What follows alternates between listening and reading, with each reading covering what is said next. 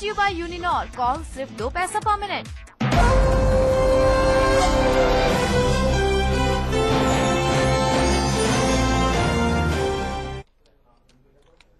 आप देख रहे हैं न्यूज 24। आपके साथ मैं हूं सईद अंसारी। हमारे साथ हैं हमारे मैनेजिंग एडिटर अजीत अंजुम और बहुत सारे मेहमान भी, क्योंकि आज का दिन काफी अहम है। बस अब से कुछ ही देर में अन्ना हजारे दिल्ली के रामलीला मैदान में अपना अनशन तोड़ देंगे। हम आपको वहां पर भी लिए चलेंगे। लेकिन इस पूरे आंदोलन का आज 13वां दिन है। 12 दिन में क्या कुछ हुआ, क्या उसका असर हुआ, किस तरह से इसे जनतंत्र की जीत बताया जा रहा है, पार्लियामेंट में क्या हुआ, कैसे कांग्रेस और बीजेपी ने प्रस्ताव पारित किया है। फिलहाल रामलीला मैदान की तस्वीर हम आपको दिखा रहे हैं। मंच पर अन्ना हजारे आ गए। थोड़ी ही देर में एक छोटी सी बच्ची आएगी, वो अनशन तोड़वाएगी जूस पिलाकर, और सुबह से ही लोगों का हुजूम वहां पर लगा हुआ है। हालांकि इन पूरे 12 दिनों में लोग लगातार जुड़ते रहे हैं और रामलीला मैदान में हर रोज से ज्यादा भीड़ नजर आती रही है। लेकिन कल अन्ना हजारे ने खुद इस बात का ऐलान किया कि वो आज अनशन उनका कल खत्म हो चुका था। जो मांगे थी 3 मांगे वो संसद में मान ली गई थी, प्रस्ताव पारित किया जा चुका था, स्टैंडिंग कमेटी को भेज दिया जाएगा वो पूरा का पूरा प्रस्ताव। लेकिन अन्ना हजारे ने कहा था क्योंकि वो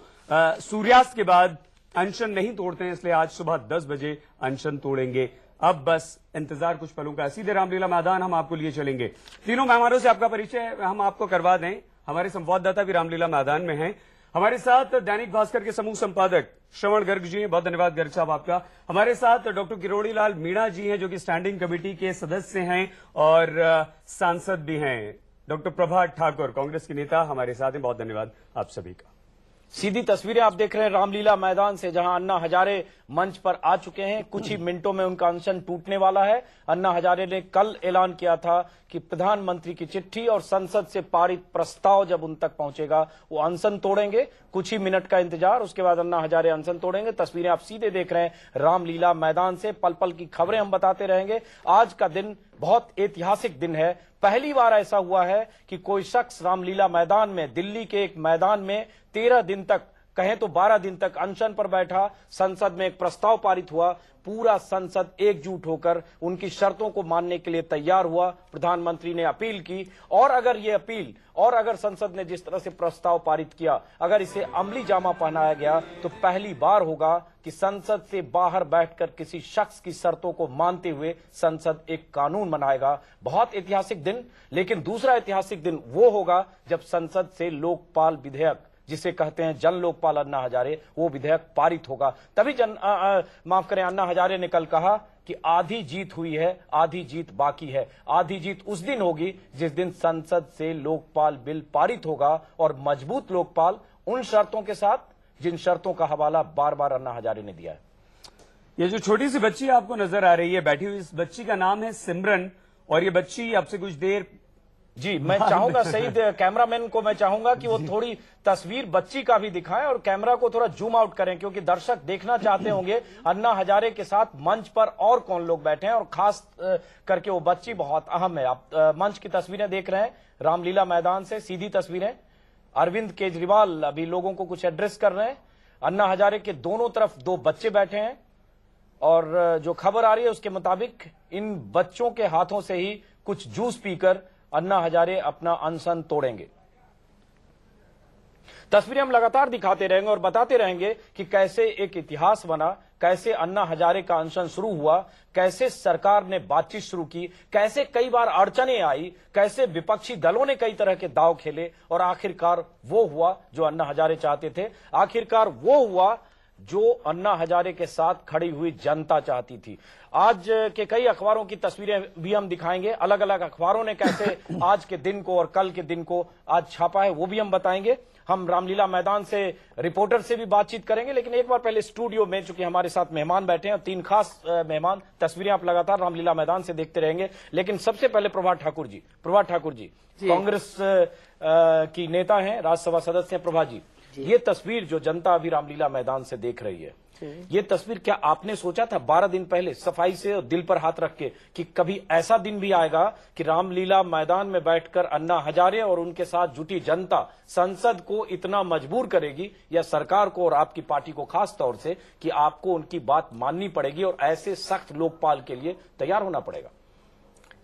जी ऐसा है, क्योंकि सरकार की पहले से मंशा थी ही ये, लोकपाल बिल लाया ही जा रहा था और मंशा तो उसी दिन से सरकार की स्पष्ट हो गई थी जब लोकतंत्र के इतिहास में शायद पहली बार अन्ना जी की भावना का और यानी जन भावना का सम्मान करते हुए सिविल सोसाइटी के सदस्यों के रूप में बाहरी लोगों को मान्यता दी और उनको जो बिल बन रहा है लोकपाल बिल, उस कमेटी में उनको रखा गया, उनको स्थान दिया गया।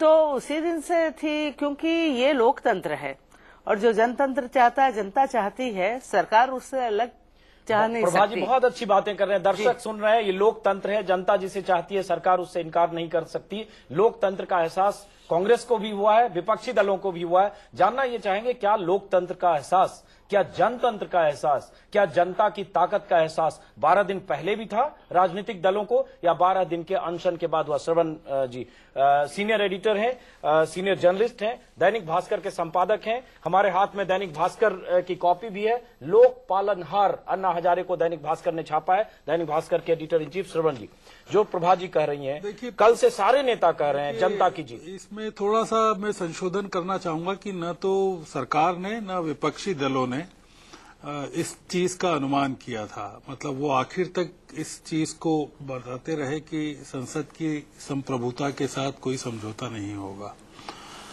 अगर ये जनता की ताकत का अंदाज होता, सरकार के पास तो बहुत बड़ा खुफिया तंत्र है, बहुत सारे साधन हैं। कांग्रेस कहती है कि वो कैडर बेस्ड पार्टी है, उसके कार्यकर्ता देश भर में फैले हुए हैं। तो ऐसा लगता है कि जनता की नब्ज पर न तो सरकार का न ही विपक्षी दलों का हाथ है, और इसने इस चीज को बहुत उजागर कर दिया कि ये लोग जनता से बहुत दूर हैं। जी, जनता से बहुत दूर हैं। श्रवण गर्ग करें, इनके पास हम फिर वापस आएंगे, लेकिन एक बार रामलीला मैदान चलना बहुत जरूरी है, जहां हमारे संवाददाता विनोद मिश्रा हैं। उनके ठीक पीछे वो मंच है जहां अन्ना हजारे बैठे हैं। विनोद, रामलीला मैदान का वो माहौल जो 8 दिन पहले था, वो माहौल जो आज है, क्योंकि तस्वीर 8 दिनों में बहुत कुछ बदल गई है, तस्वीर बहुत कुछ बयां कर रही है। विनोद। बिल्कुल अजीत, अगर तस्वीरों की बात करें तो ये तस्वीरें खुद बयां कर रही है कि किस तरह का उमंग और जोश लोगों में है। लगातार जो अन्ना मंच पर जब से मौजूद है, जो भीड़ है वो लगातार बढ़ती जा रही है। तय किया गया था कि सुबह 10 बजे अन्ना अपना अनशन खत्म करेंगे, लेकिन भीड़ सुबह 5 बजे से ही मौजूद थी। ये यूं कहे कि रात से जब जश्न शुरू हुआ था तब से ही लोग यहाँ लगातार आए जा रहे थे और सुबह तक नजारा दिखाया अगर तो हर तरफ सिर्फ और सिर्फ लोगों के हाथों में तिरंगा झंडा है, उनके सिर पर अन्ना की टोपी है और कहीं ना कहीं जोश और जुनून उनके चेहरे पे दिखाई दे रहा है। लगातार तालियां बजा के हर कोई जो भी कुछ मन से कहा जा रहा है उसका स्वागत कर रहे हैं। हर कोई चाहता है कि अन्ना के जश्न में शामिल हो, जो इतिहास बनने के करीब है उसमें शरीक होना चाहता है, उस इतिहास का हिस्सा बनना चाहता है हर इंसान। यहाँ पे हर उम्र के, हर वर्ग के लोग यहाँ मौजूद हैं। मैं चाहूंगा दूसरी तस्वीर भी विनोद दिखाई जाए जिसमें अन्ना हजारे मंच पर बैठे हैं। मैं अपने प्रोड्यूसर से कहूंगा वो दूसरी तस्वीर भी दिखाएं। एक तस्वीर जो विनोद दिखा रहे हैं, दूसरी तस्वीर दूसरे कैमरे से जिसमें अन्ना हजारे मंच पर बैठे दिख रहे हैं। दोनों तस्वीर दिखाएंगे। विनोद मिश्रा हमारे संवाददाता कह रहे हैं रामलीला मैदान से कि जनता इतिहास बनते हुए देख रही है।